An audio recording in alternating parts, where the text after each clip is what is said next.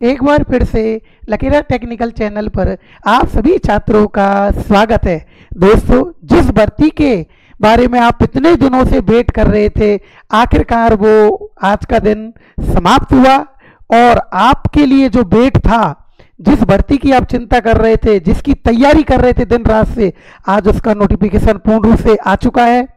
और इस भर्ती में कौन कौन से स्टूडेंट फॉर्म अप्लाई कर सकते हैं, पदों की संख्या क्या रहने वाली है, एज लिमिट क्या रहने वाली है, आपका सिलेबस क्या रहने वाला है, इस सभी चीजों के बारे में जानकारी के लिए आप क्लास पर बने रहिएगा और बताते हैं। देखो, आराम से सुनिएगा, बार बार मौका आता नहीं है, फॉर्म को गलत नहीं भरना है। ठीक है दोस्तों, चलते हैं आज बिना टाइम लगाए। और देखो, आज जो ये भर्ती का नोटिफिकेशन आया है, तो ध्यान रखना स्टूडेंट, कल 10 सितंबर से आपके फॉर्म स्टार्ट है और डेट जो रहने वाली है फॉर्म की, ये हम देखते हैं हमारे नोटिफिकेशन में। तो ये डेट है, डेट क्या रहने वाली है मेरे दोस्तों, ये रहने वाली है, याद रखना, 10 सितंबर, यानी कि 10 सितंबर से और 25 सितंबर तक आप फॉर्म ऑनलाइन कर सकते हो। और एक बात का विशेष ध्यान रखिएगा, जो ये डेट है ना 25 सितंबर, यहां पर शाम को 5 बजे तक ही आप फॉर्म को अप्लाई कर सकते हो। ओनली कितना, शाम को 5 बजे तक ही हम इसको अप्लाई कर सकते हैं, ध्यान रखो। ठीक है दोस्तों, और अपन देखते हैं आगे क्या क्या इसमें आपने को भर्ती के बारे में बताया गया है और चलते हैं आगे। देखो, अब जो भर्ती के बारे में जानकारी है जो लेके आए, वो है ये रिया। याद रखिएगा, इसमें 2 प्रकार की भर्ती है। एक है राजस्थान उत्पादन विद्युत निगम लिमिटेड से है, और जो मेन भर्ती है वो है वितरण से। और जो ये वैकेंसी है, तो इसके बारे में देखो आप लोग, देखो यानी कि जो जयपुर वितरण निगम लिमिटेड है, यहाँ पर कौन कौन से स्टूडेंट, मतलब आपको पहली चॉइस क्या भरनी है, इसका विशेष ध्यान रखना। तो जयपुर साइड के, मतलब जयपुर से लगने वाले जिले के हिसाब से कौन कौन स्टूडेंट हैं, उनका आप ये देखना। देखो, बताता हूँ मैं आपको कि जयपुर, दौसा, अलवर, भरतपुर, धौलपुर, सवाई माधोपुर, करौली, यहाँ के स्टूडेंट हैं इस एरिया के, इनको पहला जो ऑप्शन भरना है वो भरना है जयपुर का। कौन सा भरना है, जयपुर का, ध्यान रखना इन चीजों का। और अजमेर, बांसवाड़ा, भीलवाड़ा, चित्तौड़गढ़, यहाँ के जो स्टूडेंट है, इनका जो फर्स्ट ऑप्शन होगा वो होगा कौन सा, अजमेर वाला। बोलो समझ में आया कि नहीं आया, ये आपको ध्यान रखना है विशेष। और इनके अलावा अगर आप पूछो कि मुझे दूसरी चॉइस क्या भरनी है, दूसरी चॉइस क्या भरनी है, उसका ध्यान रखना। यानी कि जैसे कि जयपुर वाले, अब जयपुर वालों के पास में कौन सी डिस्ट्रिक्ट लग रही है, पास कौन सी डिस्ट्रिक्ट लग रही है, जैसे कि अजमेर लग रहा है, तो आप दूसरा फिलअप कर सकते हो अजमेर बोर्ड से। बोलो क्लियर, समझ में आया कि नहीं आया, क्लियर हो गया। अब देखो आगे देखते हैं, हम आगे चलते हैं बिना समय लगाए। ये यहाँ पर उत्पादन विद्युत केंद्र में जो वैकेंसी है वो है। तो ये जो वैकेंसी है, इसका आपको यानी कि जो कास्ट है, जिस कैटेगरी में आते हो आप, उसके अनुसार आपको पद बताए गए हैं। जैसे कि जो जर्नल है, और ध्यान रखिएगा फीमेल के लिए भी ये पद रिजर्व हैं। जैसे कि जनरल में फीमेल के लिए 5 पद है, ध्यान रखना। ग्रुप सेकंड में 2 पद है, फिर थर्ड में 2 पद है, ये 2 पद है, ठीक है। और जैसे कि WC में है, MBC में है, SC में है, ये पदों का विवरण दिया गया है। इन पर आप नोटिफिकेशन में आपको PDF भेज दी जाएगी, तो आप अच्छे से देख लेना, ठीक है। अब देखो सुनो, अब है आगे, ये है हॉरिजेंटल, यानी कि हैंडीकैप्ड के लिए भी इसमें रिजर्वेशन रखा गया है। हैंडीकैप्ड के लिए भी इसमें वैकेंसी का रिजर्वेशन है, उसको भी आप देख लेना, ठीक है दोस्तों। अब चलते हैं आगे। ये है, देखो ये सबसे बड़ी भर्ती है ना जो है ये, और ये है वितरण में। किसमें है दोस्तों, वितरण में। इसका इंतजार आपको बहुत दिनों से था, और ध्यान रखना, जी जान लगाकर मेहनत करो, बहुत कम कंपटीशन है। अगर अच्छे से और मेहनत कर गए ना तो आपको एग्जाम क्रैक करने से कोई नहीं रोक सकता। बस एक सही दिशा में आपकी मेहनत होनी चाहिए, ठीक है। तो देखो यहाँ पर जोधपुर डिवीजन से सबसे ज़्यादा पद जोधपुर डिवीजन से है, टोटल वैकेंसी है जोधपुर से ये है, एक मिनट, ये है 901 पद जोधपुर से है। अजमेर से है 310 पद है, और जयपुर से है 603 पद, इनका याद रखिएगा। और यानी कि कैटेगरी अनुसार अलग अलग पद है, जैसे कि एससी के 96 यहाँ पर JBBNL में है, जयपुर में है।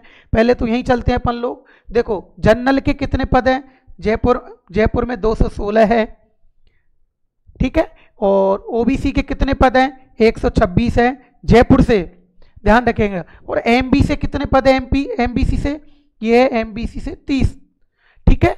SC से जयपुर में कितने पद हैं, SC से 96 पद, ठीक है।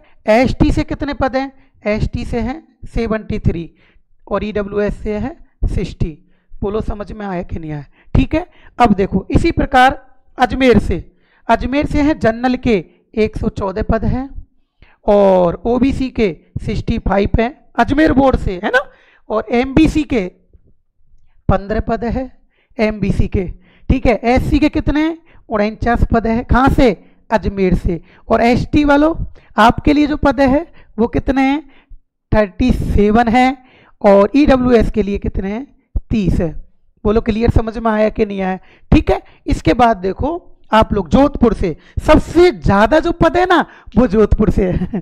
तो देखो जनरल से कितने हैं, 325 पद जनरल से है, ध्यान रखना। और EWS से 90 पद है, ध्यान रखना। जनरल से 325 पद हैं और EWS से कितने हैं, 90 पद, ठीक है दोस्तों। इसके बाद देखो आप लोग, देखो OBC से कितने, 189। देख लो भाई OBC वालों कितने पद हैं, 189 पद हैं। सबसे ज्यादा जोधपुर डिवीजन से आपके 189 पद होने वाले हैं। और MBC देख लो भाई, MBC वालों आपके लिए जो पद हैं जोधपुर से वो 45 पद हैं। बोलो क्लियर। इसके बाद SC से जो पद होने वाले हैं वो है 144, ध्यान रखना। SC से कितने हैं, 144 पद। अरे यार इतनी भर्ती और इतना छोटा सा कंपटीशन, क्योंकि इस टाइम देखो भर्तियां बहुत निकली पड़ी है, आपको पता है। रेलवे में लोग कर रहे हैं, नॉन टेक्निकल में स्टूडेंट इधर कर रहे हैं। तो अब ये मतलब आपको डिसीजन करना है कि मुझे किस डिपार्टमेंट की तैयारी करनी है, ये आपके ऊपर निर्भर करेगा। कितने सारे पद हैं, ठीक है। इसके बाद देखो ST के कितने, 108 पद हैं, ध्यान रखना। ST के जोधपुर से कितने, 108 पद। और अजमेर से कितने, 37, और जयपुर से कितने, 73। बोलो क्लियर। और इसी प्रकार EWS के तो आप पता ही है कितने, 90 पद। बोलो क्लियर हुआ कि नहीं। बहुत अच्छे से तैयारी करो देखो, और मैं जी जान लगा दूंगा आपको तैयारी कराने में भी, और आपके लिए बहुत अच्छी अच्छी क्लासें लेकर आने वाला हूँ। बस तैयार रहिएगा, थोड़े दिन बाद स्टार्ट होने वाले हैं अपन लोग भी। अब देखो इसके बाद में अब क्या है, ये रिजर्वेशन है, यानी कि PWD वालों के लिए, हियरिंग जो हैंडीकैप्ड होते हैं उनके लिए रिजर्वेशन पद दिए गए हैं। जयपुर से कितने हैं, जयपुर से कितने पद हैं ये बताया गया है हियरिंग के लिए, HH हियरिंग, ठीक है। और एक्स सर्विसमैन के लिए भी आपको रिजर्वेशन दिया गया है, एक्स सर्विसमैन के भी पद हैं इसके अंदर, ठीक है दोस्तों। चलते हैं फिर आगे अपन, अब देखते हैं इसके बाद आगे है, हाँ जी, ये TSP एरिया वालों के लिए है, ठीक है। TSP से अजमेर बोर्ड से, ध्यान रखना, अजमेर बोर्ड से 128 पद हैं TSP में टोटल, और 11 पद हैं जोधपुर से, ठीक है। ये TSP वालों के लिए रिजर्वेशन है।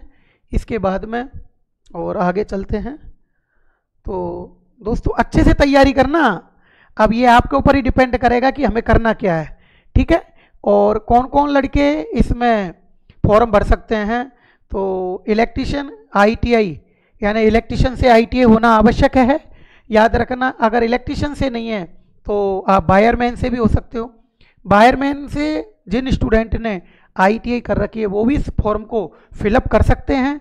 और इलेक्ट्रीशियन रही, पावर इलेक्ट्रीशियन से जिसने कर रखी है वो भी इस फॉर्म को फिलअप कर सकते हैं। इसके बाद में जो राजस्थान विद्युत निगम लिमिटेड है उसके अंदर याद रखना, देखो कोपा वाले भी फॉर्म को अप्लाई कर सकते हैं, लेकिन ये वितरण में नहीं कर सकते आप लोग कोपा वाले, ये तो केवल इलेक्ट्रीशियन वालों के लिए, वायरमैन वालों के लिए वितरण में भर्ती है। और उत्पादन में राजस्थान विद्युत उत्पादन निगम लिमिटेड के अंदर कोपा वाले भी भर सकते हैं, याद रखिएगा। देखो कोपा वालों के लिए भी पद हैं।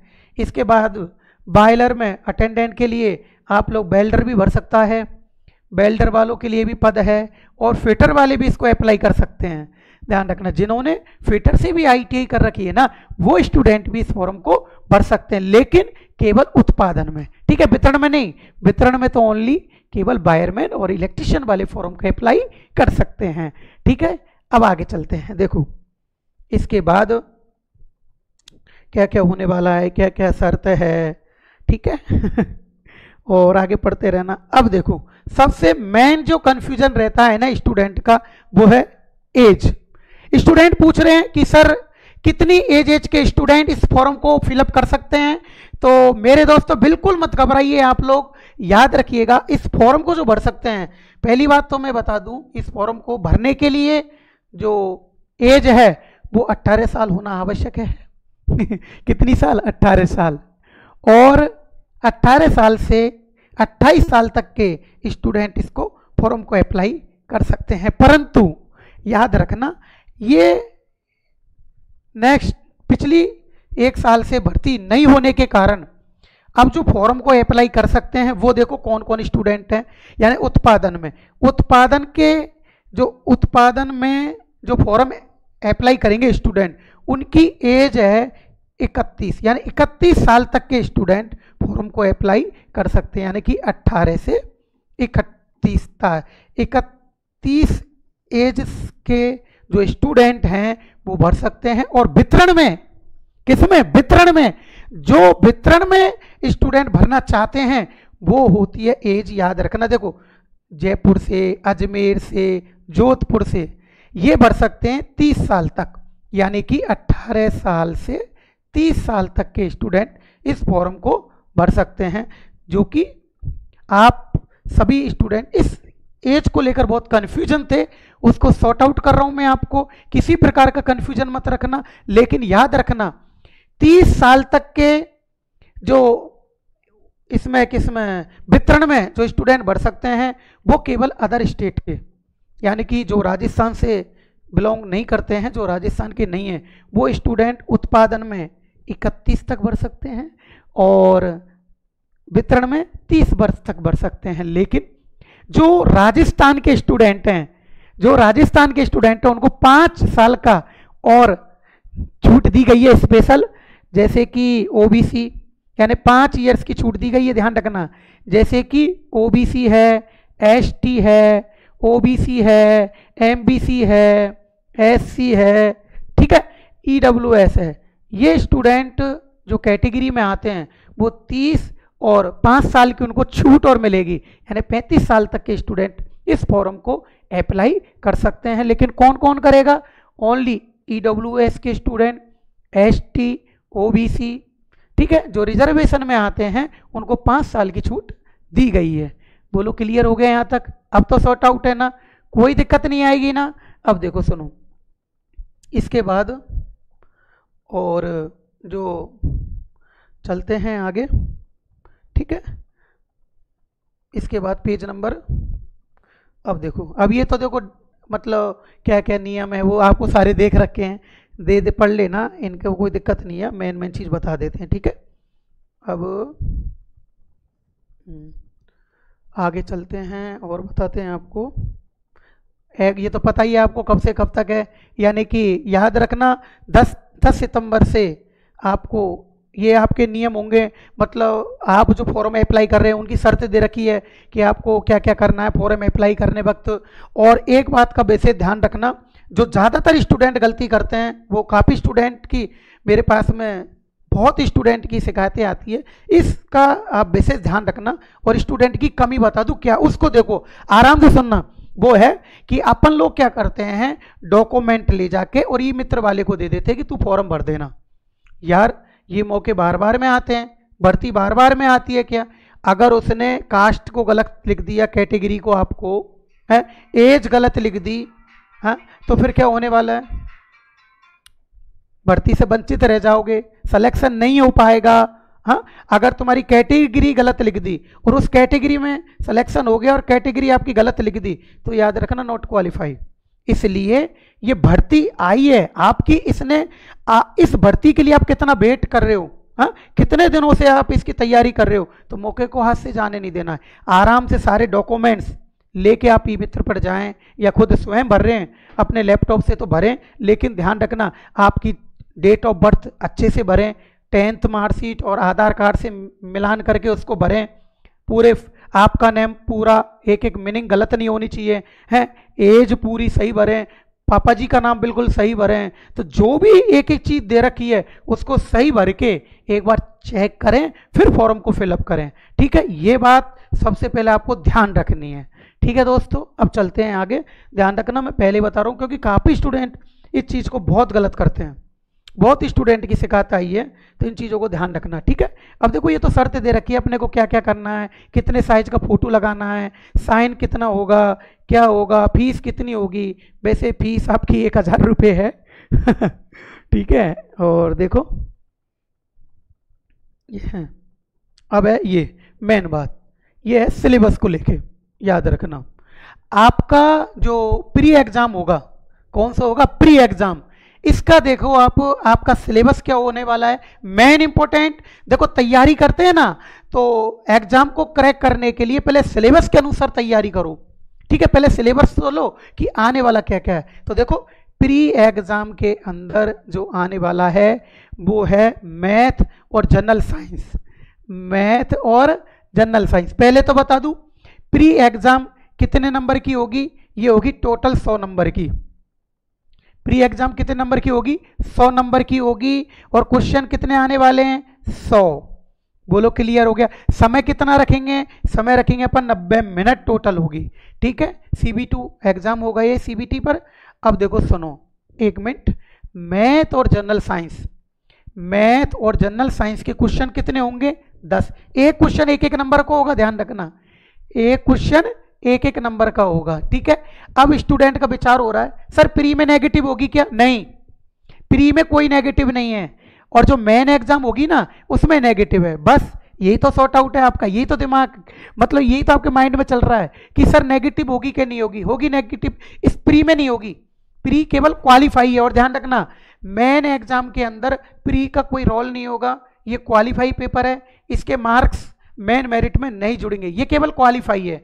और 10 गुने बच्चे इसमें लिए जाएंगे, यानी कि जो वैकेंसी है उसका 10 गुना मेन एग्जाम के लिए पास होंगे। मेन एग्जाम के लिए कितने पास करेंगे? 10 गुना। बोलो क्लियर हो गया? और याद रखिएगा मेरे हिसाब से, देखो आगे मैं बोल नहीं सकता, लेकिन मेरे हिसाब से तैयारी का फुल मौका मिलेगा, क्योंकि देखो सितंबर चल ही रहा है और अक्टूबर में फिर दिवाली वगैरह है, तो मुश्किल चांस है कि अक्टूबर में एग्जाम हो जाए फुल, मतलब नवंबर तक होने के पूरे चांस है। नवंबर तक शायद एग्जाम हो जाएगी, लेकिन अक्टूबर में तो मुश्किल है, लेकिन कंफर्म भी नहीं कह सकता, लेकिन मुश्किल लग रहा है क्योंकि दिवाली वगैरह है, आपको भी पता है। लेकिन यार देखो तैयारी प्री की तो आराम से हो जाएगी मेरे हिसाब से, तो अगर अच्छे से पढ़ोगे। लेकिन ध्यान रखना मेन एग्जाम की जैसे प्री एग्जाम दे के आओ ना और अच्छा पेपर जाए, तो मेन एग्जाम की तैयारी उसी दिन से चालू कर देना। ठीक है ना? अब देखो सुनो, अब याद रखना सिलेबस के बारे में स्टूडेंट बोल रहे हैं सर सिलेबस क्या होगा? करंट, करंट है, देखो करंट अफेयर्स है, ज्योग्राफी, राजस्थान की ज्योग्राफी, राजस्थान का कल्चर, ठीक है, और एग्रीकल्चर आएगा पूरा, इकोनॉमिक आएगी, हिस्ट्री, ठीक है, और ये कल्चर है। ठीक है, ये नेचुरल रिसोर्स है, ठीक है, नेचुरल रिसोर्स। इसके जो क्वेश्चन है ये राजस्थान जीके है, और राजस्थान जीके कितने नंबर की आ रही है दोस्तों? 35 नंबर की आ रही है। ठीक है, कोई दिक्कत तो नहीं है। इसके बाद में करंट अफेयर्स, क्या करंट अफेयर्स और ये हिस्ट्री वगैरह, ये भी कितने नंबर की आ रही है? ये 5 नंबर की आ रही है। ठीक है, कोई दिक्कत तो नहीं है। अब देखो इसके बाद में टेक्निकल, देखो आप कौन से डिपार्टमेंट में जा रहे हो? टेक्निकल में। आपका काम क्या होगा? टेक्नीशियन 3rd आपकी पोस्ट का नेम है। वैसे इसको पहले टेक्निकल हेल्पर के नाम से जाना जाता था, लेकिन अब कुछ मैंने पहले इसका नाम चेंज करके टेक्नीशियन थर्ड रख दिया गया है। ठीक है दोस्तों, तो आप टेक्नीशियन बनने वाले हो मेरे नज़र में, तो अगर मेहनत करोगे तो ऑल द बेस्ट, अच्छी तैयारी करो। तो देखो ये है जो टेक्निकल है, ध्यान रखना टेक्निकल कितने नंबर की आ रही है, 50 नंबर की टेक्निकल है। ठीक है, और टेक्निकल भी बेस कंसेप्ट क्लियर करके चलना। देखो मैं बार बार बोल रहा हूँ, सब जानते हैं करंट की इकाई एम्पियर होती है, सब जानते हैं प्रतिरोध की इकाई ओम होती है, सब जानते हैं डीसी जनरेटर में कम्यूटेटर क्या काम करता है, एसी वोल्टेज को डीसी वोल्टेज में बदलता है। देखो ऐसे क्वेश्चन तो पढ़ो, पढ़ना भी जरूरी है, लेकिन जो क्वेश्चन आपको लाखों लोगों से आगे निकालते हैं वो है बेस कंसेप्ट क्लियर करना। बेस क्लियर करना बहुत जरूरी होगा। अच्छे से पढ़े, मेहनत करें। आप बुकों को रटोगे ना, रटने से देख लेना एग्जाम पास कर सकते हो, लेकिन मेरिट और सिलेक्शन पाने के लिए दुनिया लाखों लोगों से कुछ 2-5 क्वेश्चन ज़्यादा करने होते हैं, ये आप भी जानते हो अपर लेवल के। अगर अपर लेवल के क्वेश्चन आप अच्छे से कर गए ना तो समझ लो फिर तो एग्जाम क्रैक हो जाती है। ठीक है, आपको पता है बेटा, सरल क्वेश्चन तो हर कोई करता है। ठीक है, अब देखो सुनो, इसके बाद में बताए ना क्या कि प्री में कोई नेगेटिव नहीं है। ठीक है, और कितने ऑप्शन आने वाले हैं, 5 ऑप्शन होंगे। ठीक है, इसके बाद में अब देखो ये वाला, ये है मेन एग्जाम, ये करेगा आपकी सीट को क्लियर, ये डिसाइड करेगा आपका सिलेक्शन को क्लियर करेगा, आपके जो सपने हैं, आपके माँ बापों के जो सपने हैं उस सपनों को पूरा करेगा। और मैं तो कहता हूं जी जान लगा दो तैयारी में, इस एग्जाम में आपका नंबर आना चाहिए। यहां तक पहुंचकर आप इसको जाने मत देना अपने हाथों से। और याद रखना, देखो करंट जीके और करंट अफेयर्स राजस्थान जीके का जो वेटेज है वो देखो, और देखो जनरल साइंस, हाँ यहाँ मैथ और जनरल साइंस अलग कर दी गई है, यानी कि स्पेशल मैथ के क्वेश्चन है वो कितने होने वाले हैं, ये देखो 5 क्वेश्चन जनरल साइंस के हैं। एक एक नंबर का एक क्वेश्चन होगा, एक नंबर का एक क्वेश्चन। ठीक है, अब देखो मैथ के कितने हैं, 5, मैथ के कितने हैं 5, ये 5 मैथ के। ठीक है, और जनरल साइंस राजस्थान जी के ये कितने हैं, इसमें ज्योग्राफी हिस्ट्री एग्रीकल्चर सारे जो कितने, एक 30 नंबर के हैं और ये 10 नंबर के, 40 नंबर की जीके हो गई। ठीक है, इसके बाद जो सिलेक्शन को जो क्लियर करेगा ना, जो आपको मंजिल तक पहुंचाने वाला है वो है स्पेशल टेक्निकल। 100 क्वेश्चन है मेन पेपर में, याद रखना 100 क्वेश्चन है, और आपको पता कितने में आपको 100 क्वेश्चन में से कितने क्वेश्चन आपको सही करने, तब जाके आपकी सीट रिजर्व हो सकती है, ये आप भी जानते हो। याद रखना, मैं बार बार बोल रहा हूँ, टेक्निकल ही तुम्हारे भविष्य का निर्माण करेगी। अच्छे से पढ़ना और बुकों को नहीं रटें, क्योंकि देखो जो क्वेश्चन, अब बुक किसके लिए होती है, बुक है प्रैक्टिस के लिए, बस प्रैक्टिस के लिए। क्योंकि जो बेसिक पेपर आएगा ना वो तो सब करेंगे। बार बार एक ही बात बोल रहा हूँ, ट्रांसफार्मर में ऑयल क्या काम आता है, ऑटो ट्रांसफार्मर किसके सिद्धांत पर काम करता है, एफईटी क्या होता है, पीएन संधि डायोड क्या होता है, जनरल क्वेश्चन। ठीक है, ठीक है, तो इसकी अच्छे से तैयारी करना, जी जान लगा देना, और basic question base concept clear करने के लिए तैयार है अपन, आपकी तैयारी के लिए भी तैयार है। नया बैच चालू हो ही रहा है और हो गया है कंपटीशन, ये टेक्निकल का स्पेशल कोर्स स्टार्ट है। अब देखो सुनो, और जो लड़के हैं जो प्री एग्ज़ाम को पास करते हैं, मेन एग्ज़ाम को पास करते हैं, उनके लिए 30% नंबर लाना ज़रूरी है। और अगर 30% आपके नंबर नहीं आते हैं तो आपका सिलेक्शन नहीं हो पाएगा, यानी मिनिमम 30% तो आपको ज़रूरी है। ठीक है, और रिजर्व कैटेगरी के स्टूडेंट हैं उनके लिए 25%। ठीक है, ओके लेकिन 25% में सिलेक्शन नहीं होगा, ध्यान रखना ये तो मिनिमम है। यानी कि होता है ना कि आपके 20% नंबर आए और एसटी का स्टूडेंट नहीं है और 20% नंबर आपके आए तो आपको नहीं लेंगे। क्यों? क्योंकि कम से कम 25% नंबर लाना जरूरी है, उस पद को खाली रख दिया जाएगा। ठीक है, बैकलॉग। ओके, चलते हैं अब आगे।